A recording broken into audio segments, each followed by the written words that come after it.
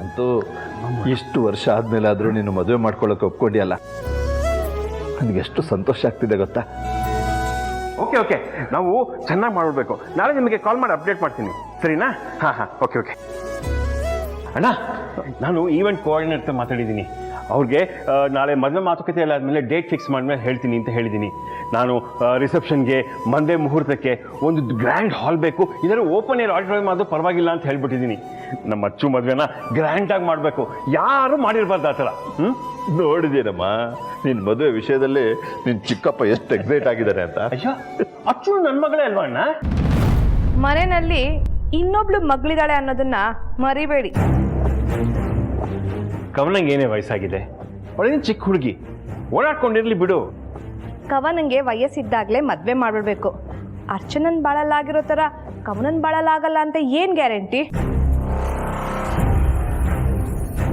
ಕವನನ ಅರ್ಚನಂಗೆ ಹೋಲಿಸ್ಬೇಡ ಸುಕ್ಕು. ಅರ್ಚನಲ್ಲಿರೋ ಎಷ್ಟು ಒಳ್ಳೆ ಗುಣಗಳು ಕವನಲ್ಲಿದೆ ಹೇಳು.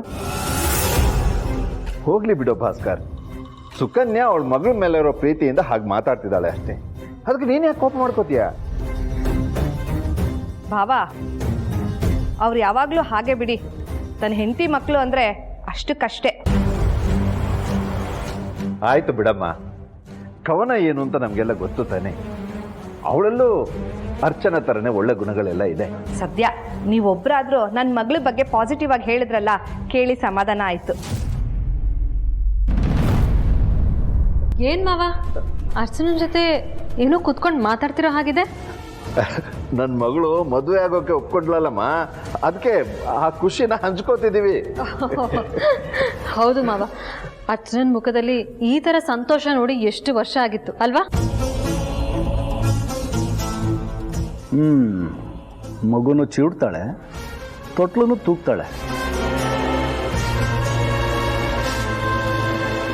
ಚಿರುದೀಪ ಇಲ್ಲಿ ಕಾಣಿಸ್ತಿಲ್ಲ. ಅವರಿಬ್ರು ಪಾನಿಪುರಿ ತಿನ್ನಕ್ಕೆ ಅಂತ ಹೋದ್ರು.